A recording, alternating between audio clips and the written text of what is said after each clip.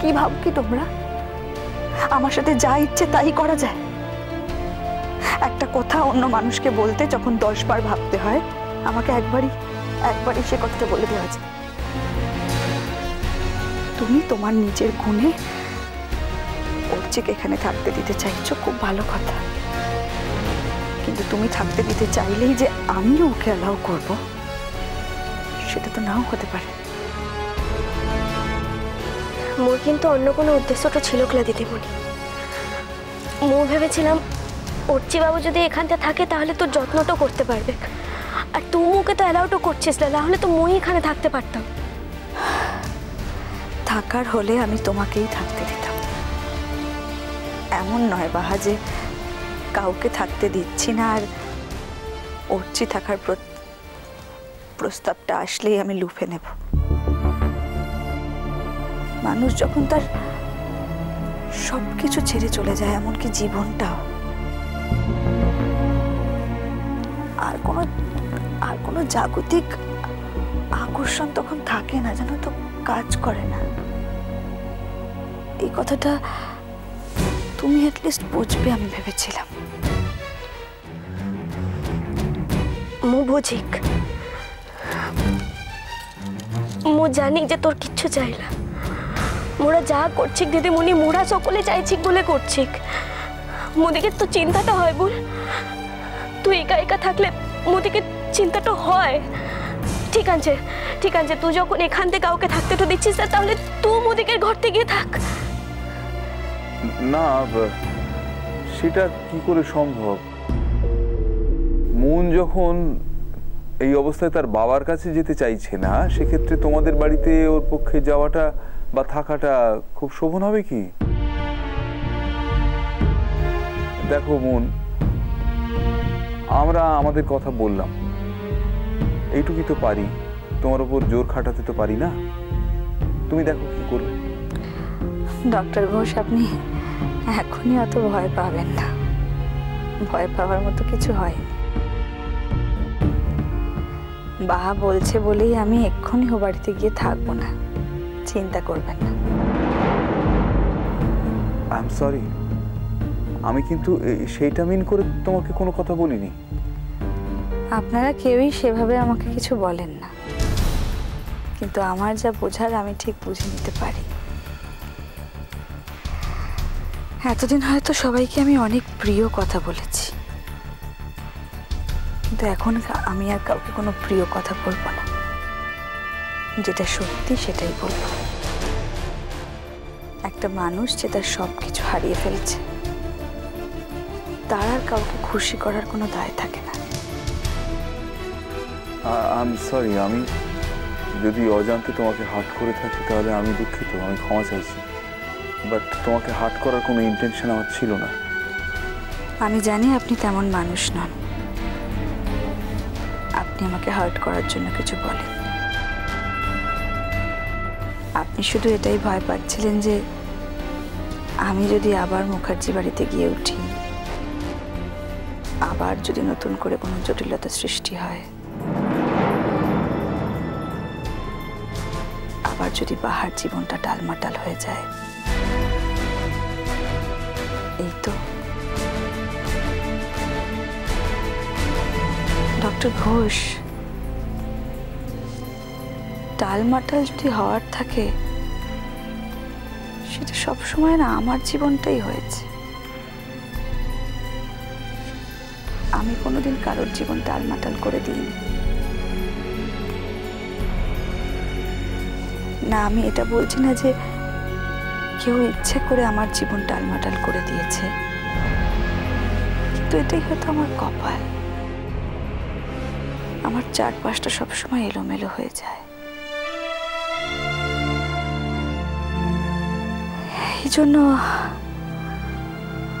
আমি কাউকে দোষ দিই না। হ্যাঁ, একটা সময় হয়তো রাগ করেছি, অভিমান করেছি, ঝগড়া করেছি। আসলে পরাজয়টা তখন মেনে নিতে পারিনি, তাই আজকে জীবন আর খাদের কিনারায় দাঁড়িয়ে বুঝতে পারি, জানেন, তখন যা করেছি বেঁচে থাকার জন্য করেছি, বেঁচে থাকবো বলে করেছি, বেঁচে থাকতে চাই বলে করেছি, জীবনটাকে ভালোবেসে দু হাতে শক্ত করে জীবনের জুটিটাকে ধরে রাখতে চেয়েছি বলে করেছি।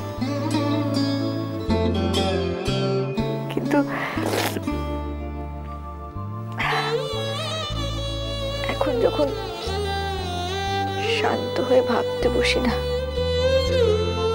তখন বুঝতে পারি যে আমার জীবনটা বরাবরই প্রথম থেকে বড্ড অগোছালো, বড্ড এলোমেলো। আমি যত পরিপাটি হয়ে থাকতে ভালোবাসি, যত সবকিছু গুছিয়ে রাখতে চেয়েছি, তত আমার জীবনটা আরো এলোমেলো হয়ে গেছে, আরো এলোমেলো হয়ে গেছে।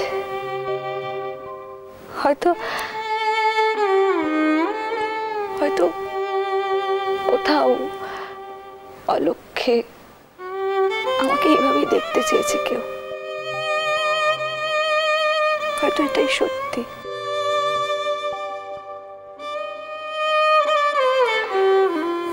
যাক, অনেক অপছন্দের কথা বলে ফেললাম। ডক্টর ঘোষ খুব ব্যস্ত মানুষ বাহা। এখানে এসে ওনার এত সময় নষ্ট করার মতন সময় নেই। তুমিও তো নতুন চাকরি জয়েন করেছো, এইভাবে সময় আর নষ্ট করো না। এখন আমি অনেকটা স্টেবল আছি, আমি একা একা থাকতে পারবো। আর সত্যি যদি মনে হয় তোমাকে ডাকতে হবে, আমি তোমাকে ডাকবো। এখন যাও। দিদিমণি, তুমি ওকে যেমনটা ভাবিস না, মু কিন্তু তেমন মানুষটা লয় রে। কে বলেছে আমি তোমাকে তেমন ভাবি? তুমি যেমন, আমি তোমাকে তেমনই ভাবি। এবার যাও তো, যাও, তোমরা যে যার কাজে যাও। ডক্টর ঘোষ, আপনি এবার উঠুন, আমি এবার একটু ঘুমাবো। দিদিমণি, বাবু তো বাহারতে যেছে, ও 2 দিনের লেগে গেছে, কালই বোধহয় চলে তো আসবে। কেন এই কথাগুলো আমাকে বলছো বাহা? উঠছি কোথায় গেছে সেটা জেনে আমি কি করব? আর আমার সত্যিই জানার কোনো প্রয়োজন নেই। আমার জানতে ইচ্ছাও করে না, আমি জানতে চাই না, ভালো লাগে না আমার। আর খুব একটা স্বাচ্ছন্দ্য বোধ করি না আজকাল। আচ্ছা, কমলা চা করে আনবে বলে কোথায় চলে গেল বলো তো, একটু দেখো না বাহা। না, চা থাক, অন্যদিন হবে, আবার দেখা হবে।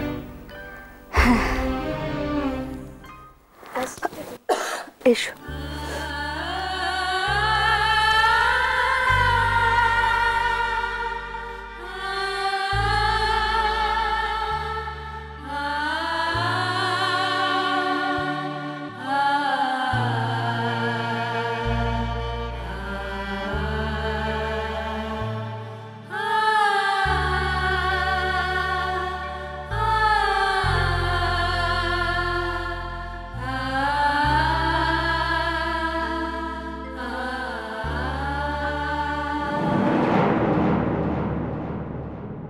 আমার একটা ইচ্ছে আছে, তুমি রাখবে?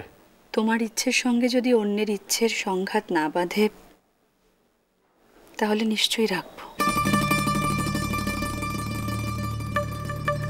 তবে আমার জন্য কি তোমার এমন কোনো ইচ্ছে আছে অর্চি, যে ইচ্ছের সঙ্গে অন্যের সংঘাত বাঁধবে না? কারোর সঙ্গে কোনো সংঘাতের প্রশ্ন আসে না। আমি ঠিক করেছি এই অবস্থায় আমি তোমাকে এখানে একা রাখবো না। তুমি ঠিক করেছো? হ্যাঁ, আমি ঠিক করেছি। হয় আমি এখানে থাকবো, না হলে তুমি আমাদের সঙ্গে আমাদের বাড়িতে থাকবে। এই কথাটা কি তোমাকে বাহা বলতে বলে দিয়েছে? মিষ্টি কুটু মিষ্টি কুটু মিষ্টি কুটু।